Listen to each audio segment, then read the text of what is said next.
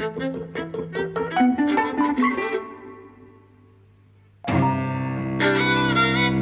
and welcome to Eavesdropping at the Movies. I'm Mike. And I'm José. And we've just been to see Little Women. Yes. The new one. There've been so many.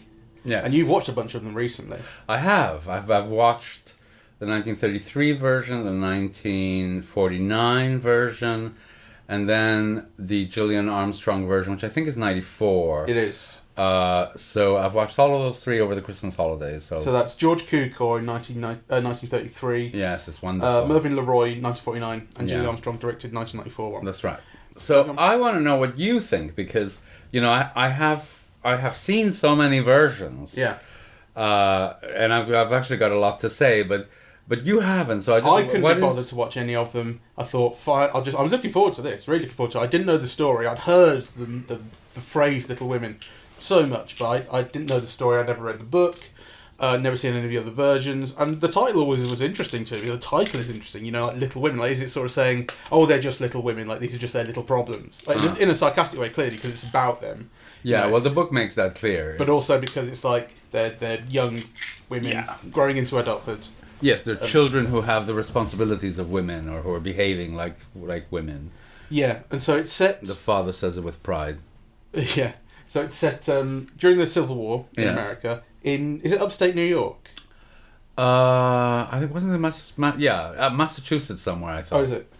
I didn't actually quite get exactly where it was set. New England, certainly. In a lovely sort of fairly idyllic kind of small town sort of area, big houses surrounded by lots of pastoral land. It's that kind of thing going on, and it's about these four young women and their mother.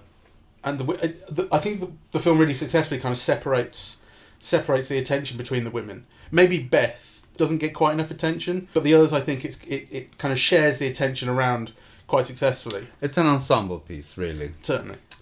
I loved it. I thought it was great. And and by the time it gets to the end, when things are starting to wrap up very nicely, it starts to feel very convenient how it does that, and how everyone kind of ends up in a very happy place.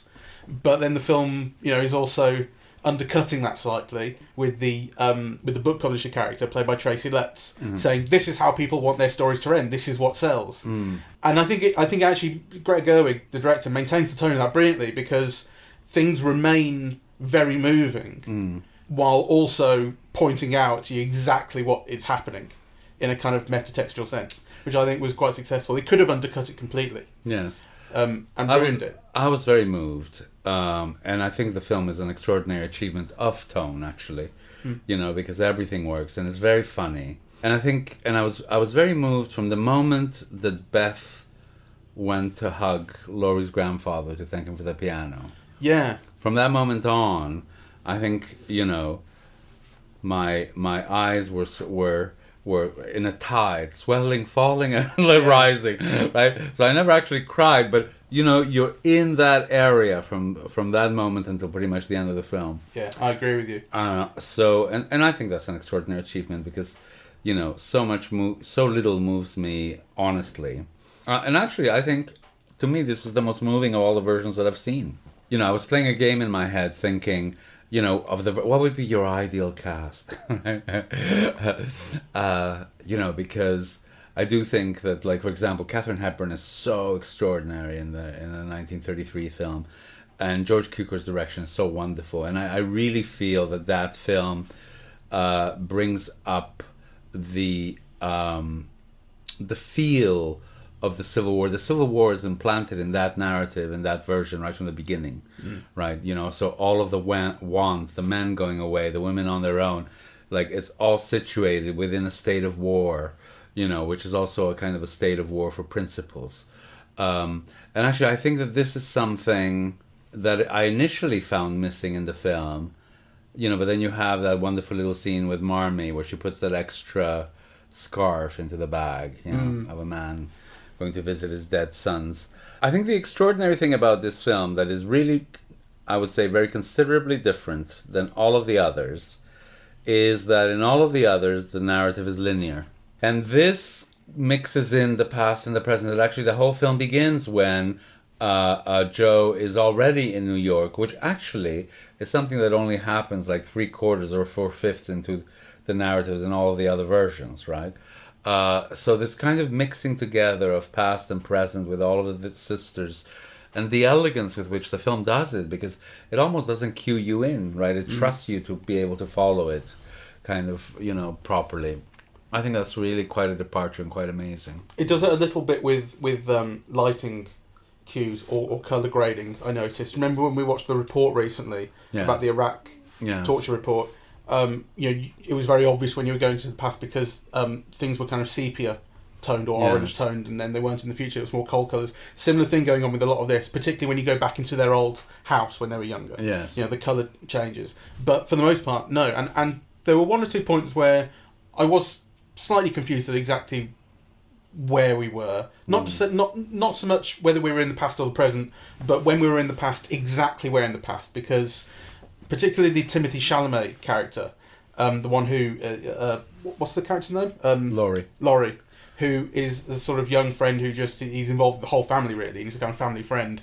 He kind of pitches up in everyone's lives at certain points, and that was a little disorienting at one or two points. But for the most part, I agree. I think it's incredibly smooth. I mean, we were thinking recently, when we were talking about Scorsese and The Irishman, about how smoothly he narrates his films, and how things move so smoothly, and you don't really question where you are at any point. And I think that's a real achievement here. Yes. That actually...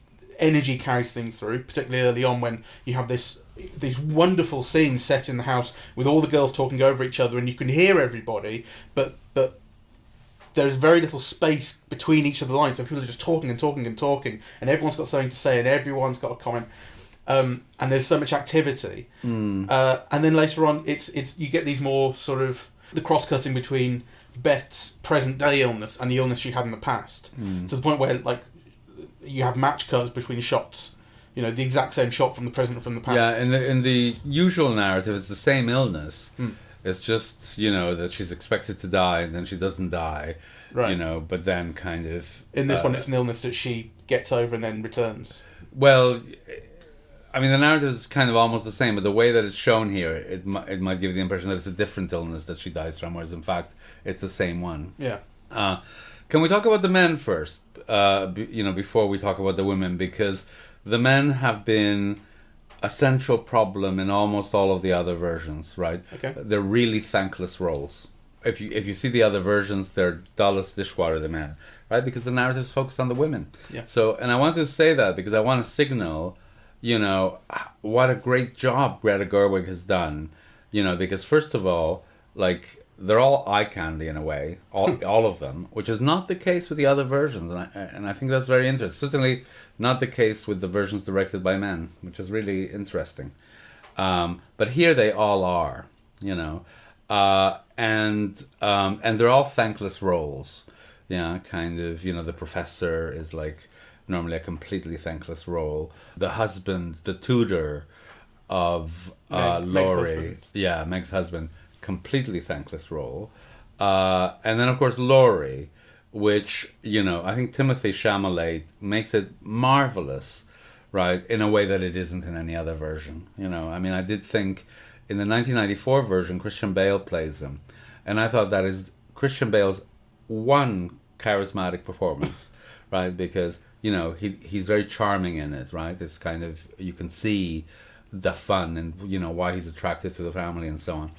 But Chalamet is coltish. He's playful. He's a real sort of fop, just playing around, living his best life, and to a point where I think I had questions about, do they like this guy? Do they think he's a prick? Do they like him in spite of themselves? Because he is kind of someone who really seems to have no responsibilities or anything like that, and he's born into a rich family and he's going to be all right, and he's able to just kind of interact with this family in a really playful way. He doesn't, and it's only later on that I really started to feel that the love he has for certain characters and the love they have for him was really real. Oh yes. I mean, maybe I just expected that because I read the books as a child and I know the story and I've seen so many versions, but I mean, what Laurie loves is what he doesn't have, which is that family. And the interactions between the family and security. I mean, he loves every member of the family, including the mother and everything, right? Yeah. And the aunt and so on. So, you can see what he's taken with is that that love of, that's expressed by family first, right? And so then the thing that develops with Joe and Beth, is something different, and I suppose it's part of growing up. But I think he does wonderful things, Chalamet, as an actor. Initially I thought, this is not going to turn out well. But then he does surprising things, like even in Long Shot, where, he's walking through a meadow and he does like this football backward kick with something, right? Like, just kind of adding a touch, right, to the character in this walk. It's really brilliant. I think it's brilliant. Yeah, I love the way he gets up on the stage when he's with Amy. And he wants to be the last portrait she ever paints before she gives up in that dramatic. Yes. And he gets up on stage with this flourish. And he stretches one leg. Exactly. And it's quite sexual in a way, that image, right? Like he's putting himself on stage for her. So I thought that was good. And you remember the film we saw, Mourir à 20 ans, the French film, which was all about May 68? In the now, or in the something now. In the intense now? Yes. Okay. I'm only mentioning it because the actor who plays Professor Bear, Louis Garrel, is the son of the director of that movie. Oh, right. That's all. and he's a very... he's quite a famous French star, right, who's done kind of a lot of musicals. He's... anyway, he was lovely, I think, in a role that is really normally very heavily cast by kind of more elderly actors. Anyway, I don't want to dwell too much on that because this is Little Women, Not Little Men, but I just wanted to point out kind of what an achievement those normally thankless roles, what an achievement it is to kind of get so many effects from them and to cast them so well, and to get the actors to perform so well in them, actually. And the other man I would mention is Tracy Letts, who I love, who isn't that significant in the film. He's the book publisher who you see 3 times. He's the one who we're introduced to at the start when Jo goes to try and sell one of her stories, and he's fairly dismissive in certain ways. And then again, when she tries to sell her novel, they have a conversation, and again he's fairly dismissive in certain ways. And then he's incredibly dismissive of his wife at the kitchen table. Yes. And it's a pure sort of... It's everything I want from Tracy Letts. I love the man, and I love how sort of pompous he can be, and that's exactly what he's given to do here. I thought Chris Cooper was also very good. He was cracking. I really liked him. You get real transparency of emotion out of him. Yes. The loss that he's had in his family. Yeah. And how much he loves Beth. Yeah. He was very moving. So actually, and these are all, in a way, the most insignificant characters in the film, right? Yeah. So I thought it was kind of, interesting to kind of move in from there. I was initially quite disappointed in Saoirse Ronan. I mean, she's a beautiful actress. Like, both, So one of the things the film says she's playing, I mean, to me, she's an absolute beauty, really. And of course, she's absolutely emotionally transparent. I think she's such a great actress, really. But, having seen Hepburn, whom I just think is so extraordinary, like, because Hepburn in the 1933 version, she's a real tomboy, right? Like, kind of, so she's both romantic, like she's always like overly flouncy, and also overly tomboyish, right?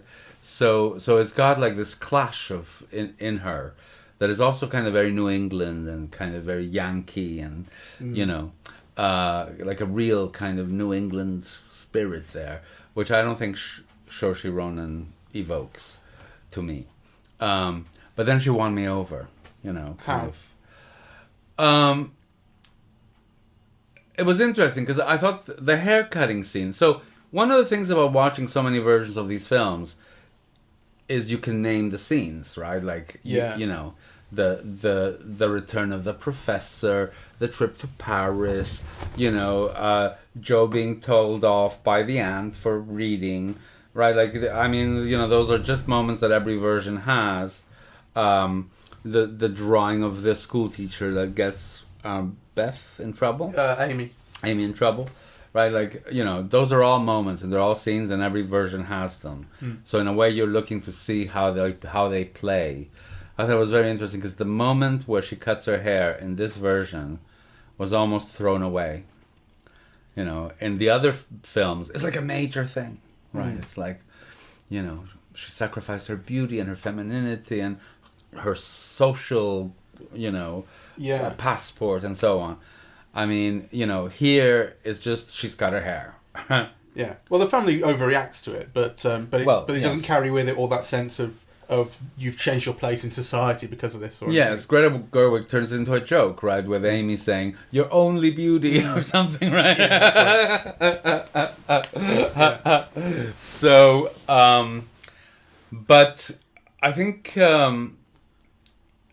she began to win me over in several scenes, actually. Like, so when she returns back from New York, the death of the sister, the burning of her book, and her response to it, the scene where she turns down Laurie, I thought she was very fine in that, really. So, yeah, I still think, actually, to me, there's nothing tomboyish about Saoirse Ronan's Jo. No, but in comparing it to the Katharine Hepburn one, like that's something they were going for then. Is that something they're going for here? Do you think that's something they should have been going for here? I think for me, like, having read the book as a child, like, part of Jo's character is that she's really driven, like, and she's a young girl in a man's world, where only men are allowed to do certain things, and so her tomboyishness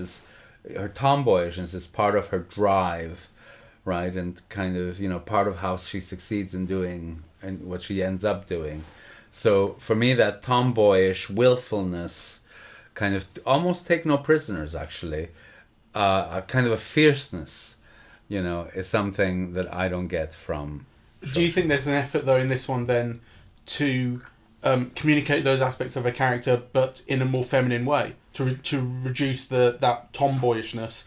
Which would speak to a masculinity of some I think the film makes those points about the condition of women differently. And obviously we live in a different culture and they need to be made differently. I mean, I think, for example, that the 94 version, I saw it recently, and some bits of the film seem like a little bit of a feminist track. Like, they don't sit comfortably. Like, they feel a bit, they feel preachy rather than the dramatizing of something. I think in this film, it's much more lightly handled and much more cleverly handled, and handled with much more fun.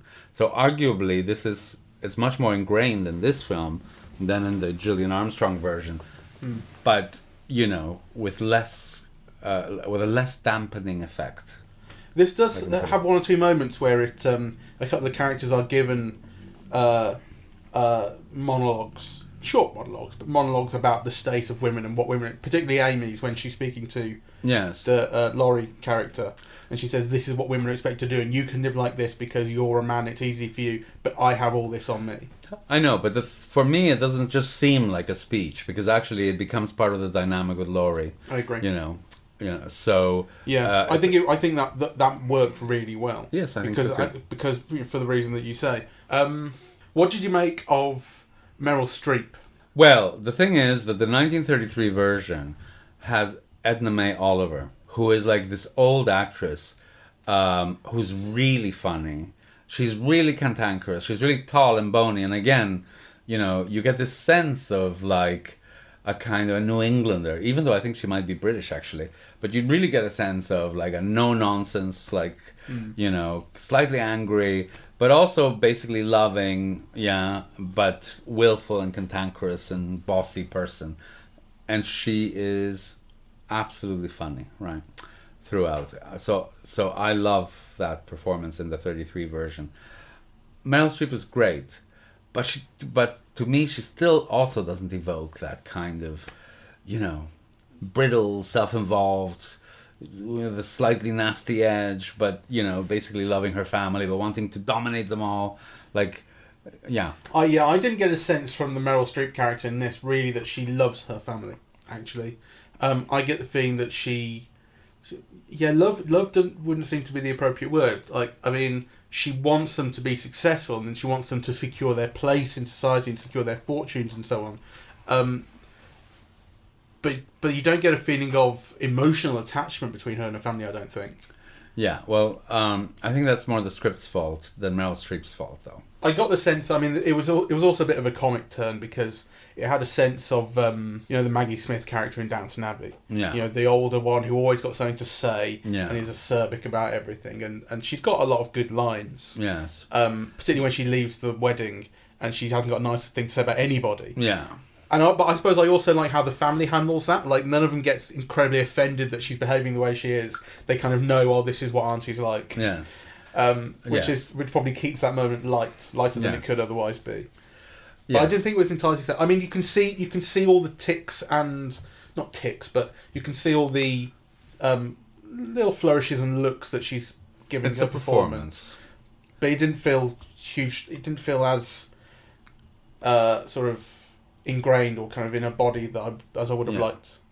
And actually, it's particularly pointed because she often has scenes with either Saoirse Ronan, who really is like a miracle of an actress. Really, she's so transparent.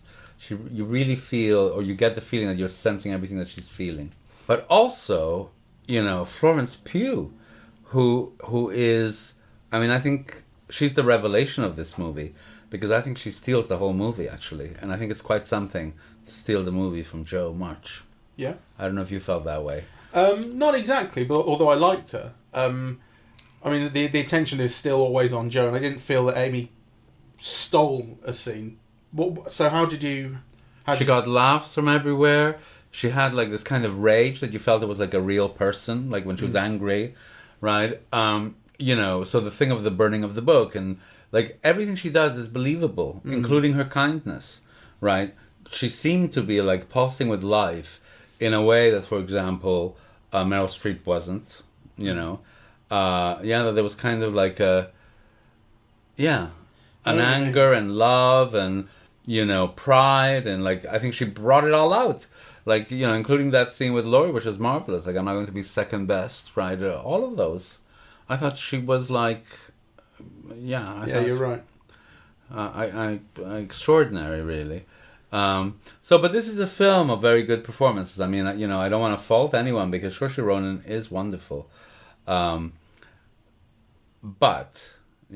I mean, for me, kind of, the person who really brought life and so on was really the Florence Pugh character. And I mean, I think it might be worth saying that the worst performance, or the less... I mean, it's not an irritating and it's not awful or anything. But, the worst performance was Emma Watson's, who I found very mannered. I never believe Emma Watson in anything. Oh, well, I mean, that sounds like I'm being, I don't know, reactionary or just unfair. But it's true. I always see Emma Watson doing things. I never feel like Florence Pugh was her character, and I never get that from her. Even as Hermione, and I think part of the problem is that, well, I probably still see her as Hermione to a bit, because that was who she was for 7 years, or 10 years, or whatever. I thought she was very good in The Bling Ring. And also, I saw, was she in The Perks of Being a Wallflower, or am I confusing her with someone else? Know. Anyway, I've seen her in another kind of teen film where I thought she was very good. So, but here... Beauty and the Beast? She was very good in that. I thought, but wasn't it mannered though in the same way?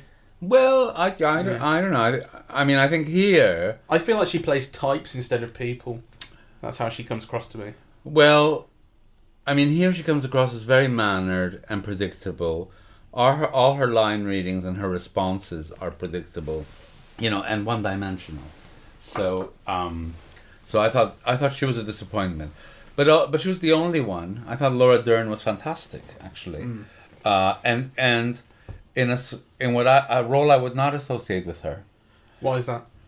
Because I see her through David Lynch films, or playing like brittle bitches in Little White Lies, or kind of this kind of matriarchal, kind of loving, figure and so on. Is not something that I would have thought would have been within her range, and she was brilliant.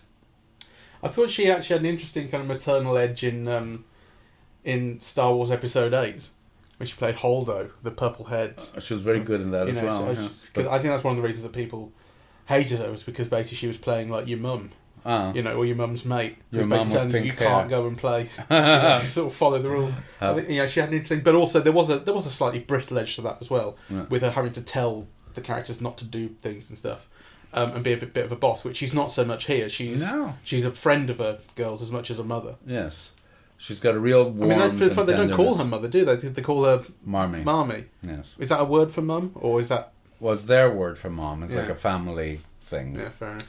Yeah, I love the moment that Greta Gerwig gives her when she returns home at Christmas, and everyone's having a fuss and they're rehearsing a play, I think, and she just stands in the hallway when she comes in and looks at everyone, and they haven't seen her, and she has this moment of like, it's a weird moment of like composing herself, or just having like a second of peace before she knows it's all going to start kicking off because she's home, and then she says Merry Christmas everyone, and then but it does all kick off. And I thought that was a really interesting little moment. I think the film has a lot of little moments like that are just little character moments that speak to, you just get a feeling of a rich life. For instance, when Chris Cooper listens to Beth playing the piano. Yes. And, you know, and he sits outside on the stairs and he cries. And it's not like it doesn't make any sense. He loves the music, and it reminds him of his daughter, and she reminds him of his daughter in particular. And it's just for him. And he's promised her, you know, no one will be listening to you, but of course he is. That's a credit, I think, to the director. You know, because in other versions, the focus is on Beth playing, right? Whereas here, it begins with Beth playing, but then the focus is on the grandfather listening, and his response. So the reason why we feel he's remembering his daughter and the blah blah blah blah, and you know the loss of it, and you know, is because because the camera's on him, and also because Chris Cooper delivers on that, so to speak. Yeah, but it's an interesting accent that, you know, that the accent could have been on the child's pleasure in playing the piano, rather than you know, the man's pleasure, but also sadness and loss in hearing the playing. Yeah. I thought that was very good. And so Chris Cooper's character has just this very low level B plot, you know, that goes underneath the whole thing that isn't necessary for any of the main stories to be told, but you feel it every time he's on screen. You just understand this character. You understand, and that is down to, as you say, the director, the script, the acting sheet that Greta Gerwig chooses to put on him, and the performance, and it's one of these things where you just get this rich sense of who this man is. Yes. And again, he's entirely believable. It's like a side dish to everything else. Some sequences seemed to me either underlit, or the projection system wasn't luminous enough, or I initially thought, oh, what's wrong with the projection system here? It's not luminous enough.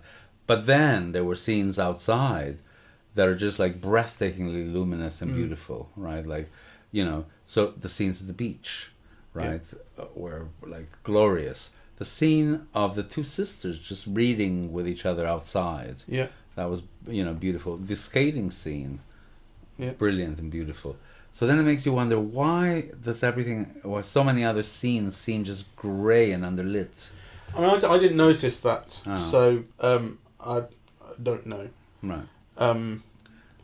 I suppose the scene of the kiss between Joe and what's his name, the professor, Professor Bear, was going for a silhouetted romance. I don't think it delivered. You know, I think it was going for something beautiful that it didn't quite capture. But no, I didn't think of anything particularly too dark or too washed out or anything.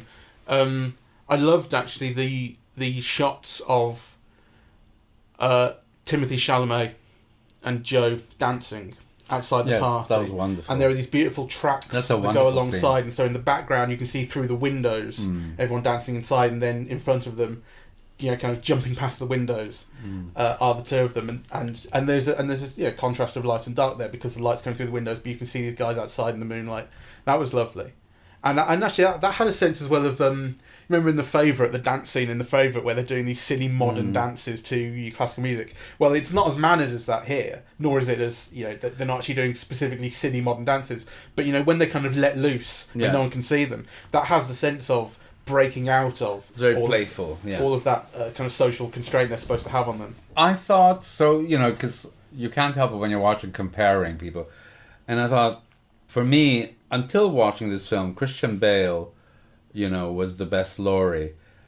But then there was that beautiful scene outside where Joe turns him down, right? Mm. And he's just so fantastic in that. And actually that is so beautifully lit, right? Kind of, with the focus, with so much of the focus on his response to that, right? Like on how he's hurting. Anyway, that's an aside. The way that was shot struck me, and I couldn't work it out. That the way that he's shot is with it's from an angle that's just above him. Above him, yeah. It's looking slightly down on him, and you can't tell exactly why, because it's not really her point of view that the camera's showing you. But also, it wouldn't feel right if it were on his eye level there somehow. No. Like he feels downtrodden, ashamed in a way, or kind of beaten in some sense. Also, you get the sense of his feeling, but whilst he's trying to hide his feeling, because actually you're often looking down on his eyes. Yeah. So, you only partially see his eyes a lot of the time. So I thought that was a brilliant choice of angle, really. So I suppose I'm keen to think of it more. Or keen to ask you more about the differences between those previous versions and this one, because particularly in the sense of the worlds into which these films were put, or the worlds in which they were made. So you've talked about, or I asked you about the sense of Joe not being as much of a tomboy, and is that related to the kind of women that the film is speaking to today, as opposed to the women they were speaking to in 1933. Can you think of other sort of... Well, I think what struck me really in the 1933 version, for example, the 1933 version, was at the height of the Depression, right? And it was like a sociological phenomenon, the film. It was like King Kong.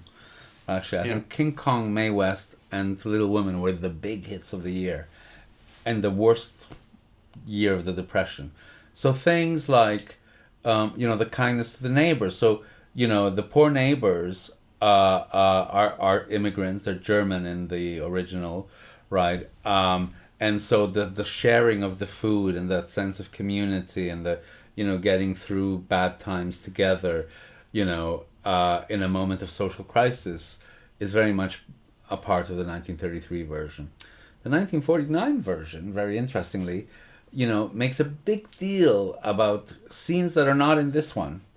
So one of the scenes that appears in almost all the versions except this one is when it's Christmas, and the girls, instead of spending the money on themselves, sacrifice it and buy something for the mother. In the 1949 version, that's a whole scene.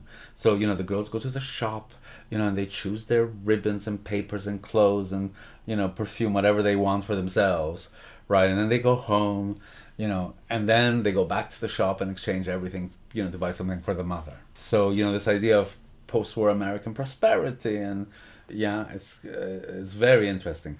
And as I said, what struck me about the 1994 version is the accent on the role of women in society, which is kind of stated in the other versions, but not really, right? So, for example, in the 1933 version, the main thing about Jo is she doesn't want to break up her family.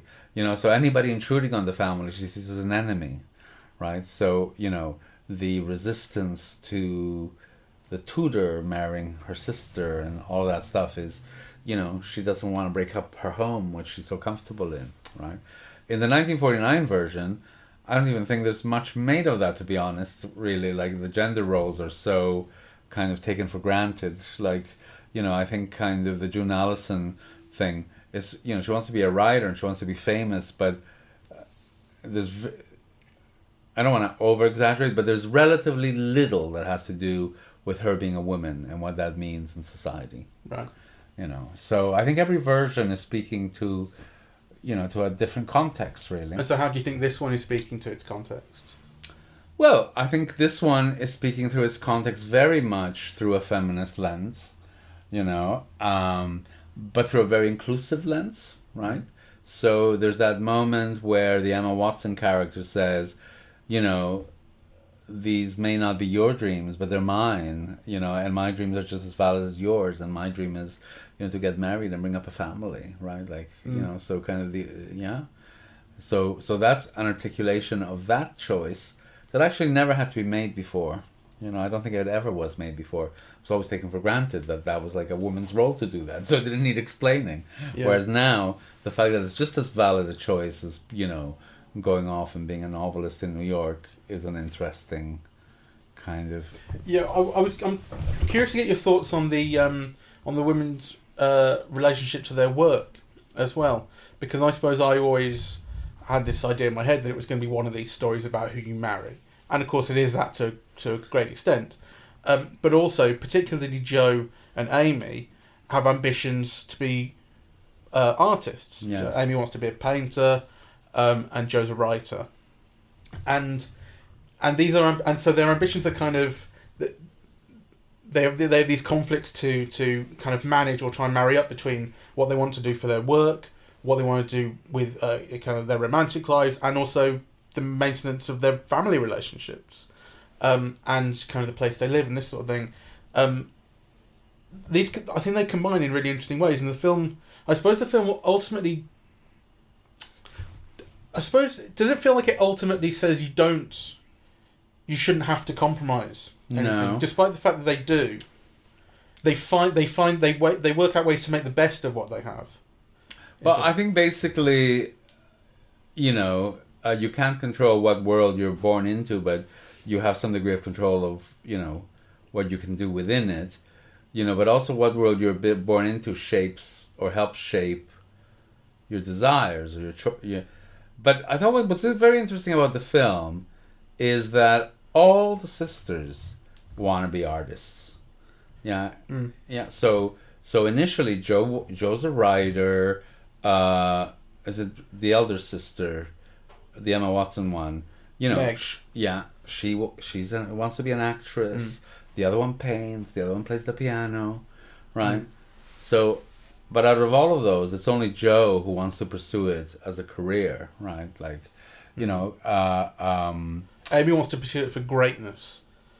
That's what she says. She says, if I can't be great, yes, then I want to be nothing at all, which is why she dramatically says, I want to give this up. Yes.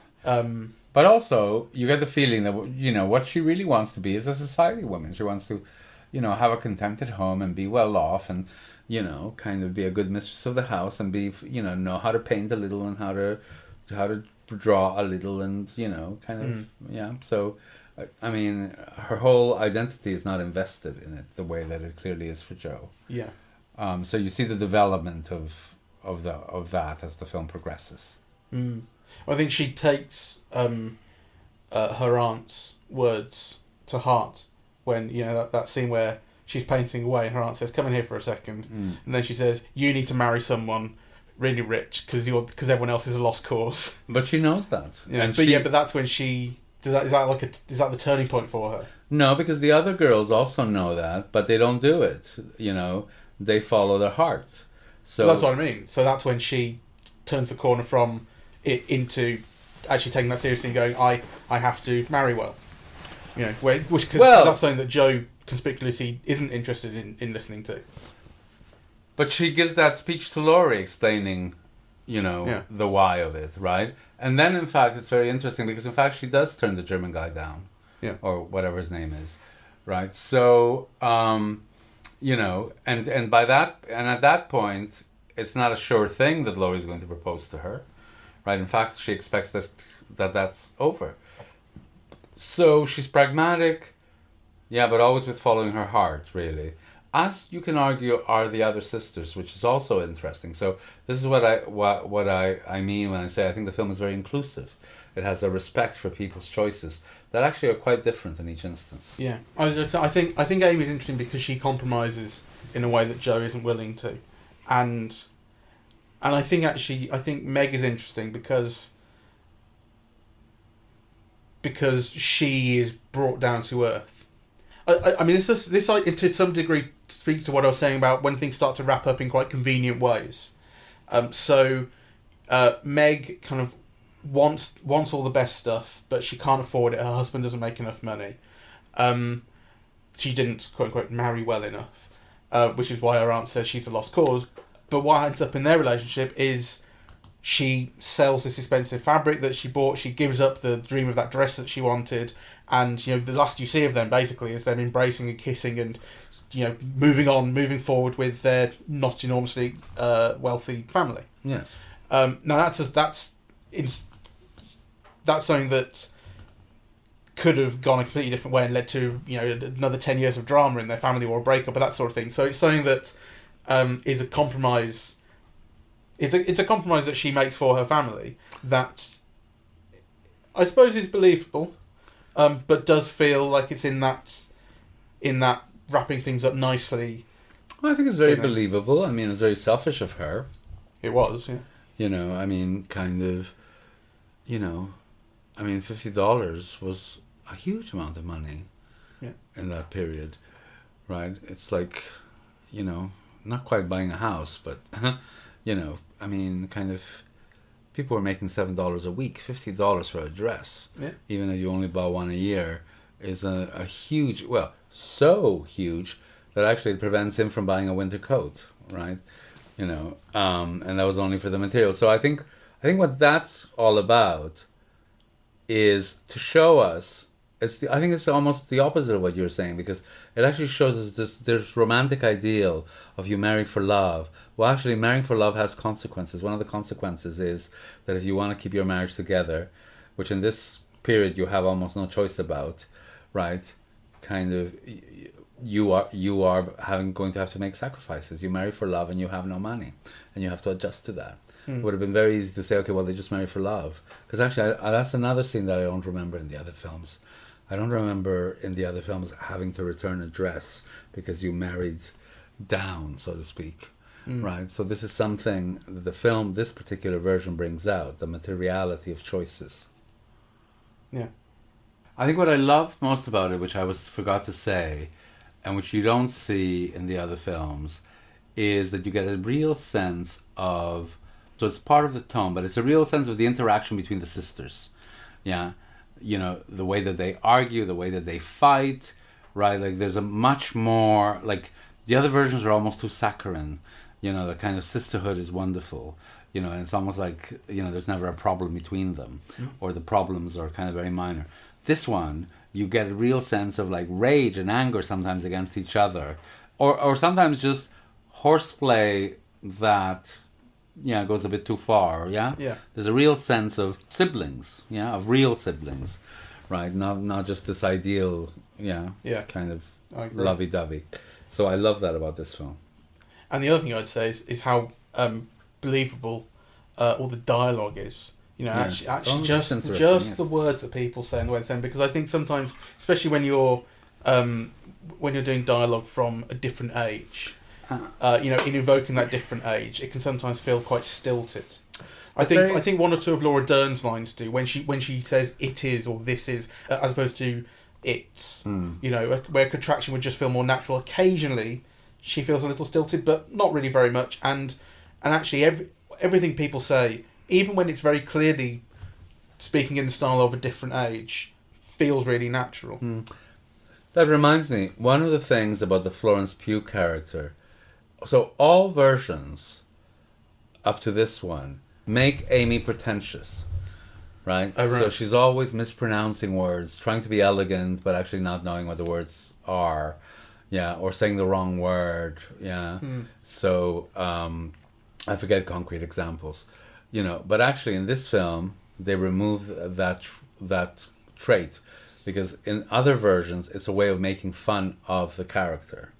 Her pretentiousness is used for humor, right? So Elizabeth Taylor plays her in the 1949 version, right? And kind of you're meant to laugh at her, really, for kind of getting, all these words wrong, So I thought that was kind of interesting. Like this film doesn't make fun of its subjects, it's generous to everybody.